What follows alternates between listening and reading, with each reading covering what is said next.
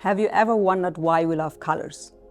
Well, as children, we immerse ourselves in candy-colored worlds. And as adults, well, intellectually, we might call it kitsch. But we all probably enjoy a colorful sunset on the beach because it triggers our emotional center. Nature is all about color, and so is design. Welcome to the 4th edition of AXOR Futures. My name is Anke Sohn, Head of Global Brand Marketing at AXOR, and I'll be your host today. Let's get straight to the point. Let's take a dip into the world of color.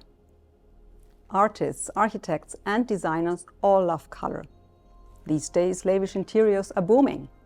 Think of all the chic cafes, exhibition halls, restaurants, or luxurious boutiques in daring color combinations. At AXOR, we would like to take you on a tour to show you what is possible when we apply the most advanced finishes and colors to our most intimate space, the bathroom. Welcome to AXOR's world of color and individual luxury.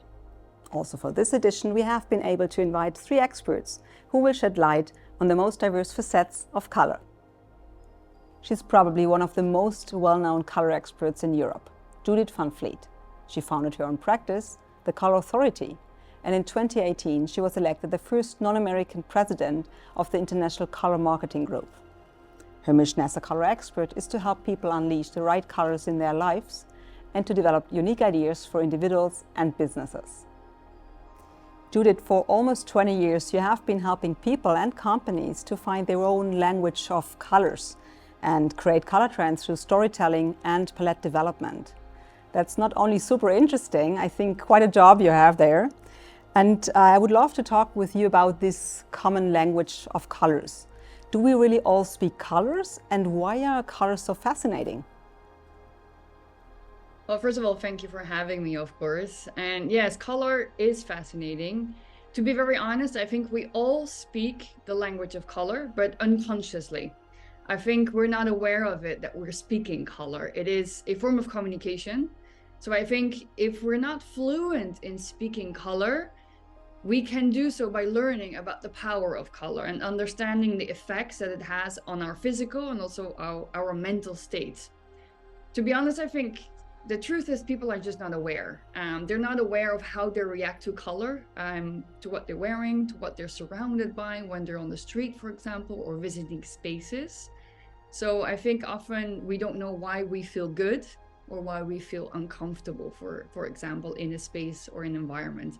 And very often, although we are not aware of that, one of the big factors that makes us feel good or not actually is color, in combination with many other facts like light, of course, design, shape. There's a lot of things that come into obviously play when it comes to color, but it's definitely fascinating. And once you learn how to apply it, it can, I feel personally, it can really improve your life. At least it has improved my life. And do you think we were more conscious in the past of what colors, what the importance and colors play in our lives, or has that changed in the meantime?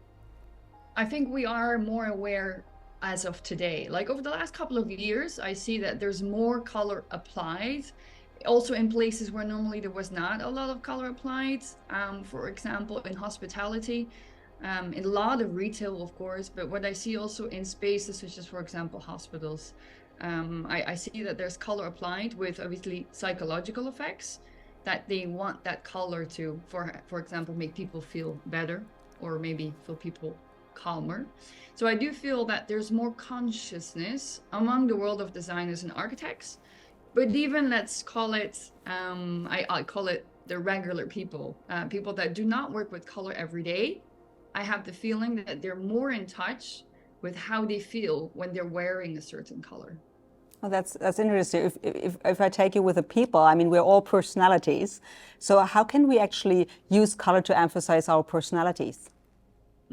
Well, color attracts the eye. I mean, I think that's, everybody knows about the red dress, I think. The red dress, everybody knows if a woman wears a red dress, she attracts the eye. Because, for example, the color red, nobody escapes the physiological effects of the color red. The color red, for example, it improves your muscle strength, it picks up your adrenaline, you start breathing quicker, your heart rate goes faster, and that is with everybody. There's nobody that escapes the effects of red. So can you imagine if you would wear red, what effect you can have on other people, depending what type of effect you want to have on people, of course. But I think in generally, because color is so much an extension of who we are as a personality, using the right colors, depending on what you want to say in a space or to a person, learning about that, I think is quite key, yes. I can only think of people that wear very bold colors, like obviously what you see in nature happening, especially with male birds, of course. They are very bold and they ask for attention, and also automatically they're often seen as more beautiful. I would personally not wear red to a job interview, because I don't think you want the person that is interviewing for his or her heart rate to go faster when they see you. But let's say that once you understand what colors mean globally, you can adapt your wardrobe and also where you live, where you work, easier to induce a feeling and also induce a statement, of course. And if we take it to apply it to interior design, which AXOR is part of, so where do you see colors here, and especially if we think about the bathroom? I think there's two directions currently, generally in interior design, but also especially in the bathroom, where the bathroom has always been a place where obviously still is a place where you calm down, you refresh, you revitalize. So these often you would see colors in the use of blues and greens, not all greens, so they will be revitalizing greens. So these are greens that have a large yellow chroma part. And what we see right now is that where for a long time bathrooms have been very, let's call them minimalistic, so a lot of whites, a lot of black, a lot of grays, a lot of neutrals, you see more pops of color as accents. So that is, I think, an interesting take. So perhaps the space is still relaxing and calming, but then you have these moments or these accents of color that activate you, like very bright yellows in the morning, they activate you. So I think it's interesting to see, for example, more yellow being used in bathrooms. Yeah, that also goes along with different materials, and we also see elements that we would have in the past more seen in the living room that now are entering as of materials and objects also in the bathroom, together with probably the colors, what you mentioned. Perhaps cycling back to what you mentioned earlier with hospitals, I find that super interesting, which normally, I remember when I went to the hospital, it was all white and clean and yeah, probably not a very friendly and welcoming place. So could you expand on this, or perhaps there are even studies to show that? I personally have not done studies on it, but I know obviously fellow friends of mine did within Color Marketing Group, and it's very interesting to see that indeed white, obviously, it stands optic white, so the whiter white, so it's the TiO2 white that was obviously invented just a few decades ago. It's actually not a very old white, not a very old pigment that then was obviously invented. But it's interesting that white stands for cleanliness. But white can also be very sterile. But if you're in a hospital, you like things to look sterile. I mean, that's very logic. One of the things, however, with an environment that feels sterile, it's not inviting, just like you said. It's not inviting. So where we are seeing right now is that softer pastel colors are being introduced. So depending on the spaces, whether it is a space to convene, so community spaces often are in light oranges, because orange is a color that connects people.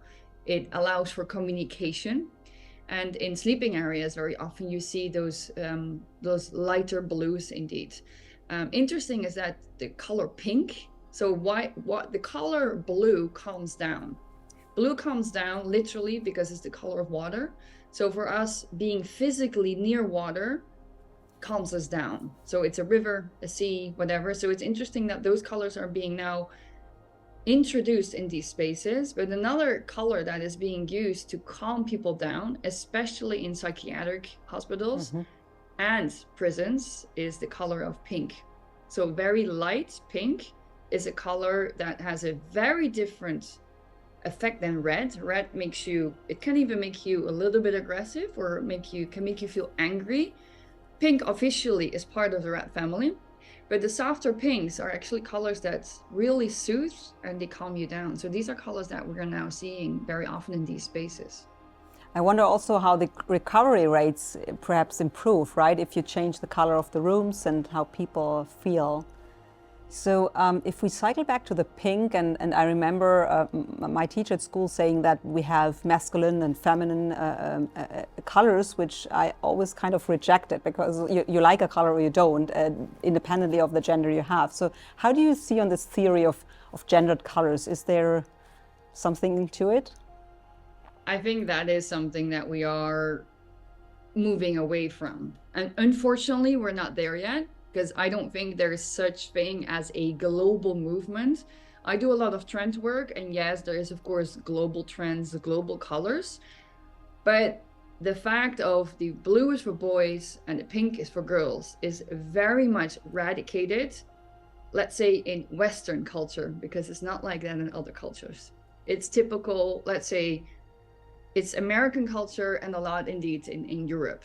Mm-hmm. But to be very honest, I think this is long gone. I think this was probably a lot more when I was a young girl, and I see it's still being applied, but I see that unfortunately we're not there yet, but I feel that it's not cool anymore to actually still have pink for girls and blue for boys as an only option.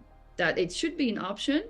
I get that, because there's a lot of people that are not quite ready to let go of this, let's say, cultural movement that we've had for so many decades. But I do feel that there's a lot more options. There's a lot more greens, there's a lot more yellows being used, and especially purple is one of these colors that obviously is a mix of the two that very often now is applied.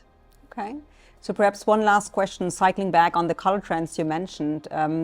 Perhaps specifically on the interior design area which we are in. So are there generic trends you see that will come in the next couple of years? What we are seeing right now is the application again, or actually a new application of white, which had been gone for a very long time. So that is 2023. We see a lot of terracottas, a lot of oranges and terracottas that move from orange and red. We still see a lot of green, especially the leafy greens, but also the darker greens, the more forest greens.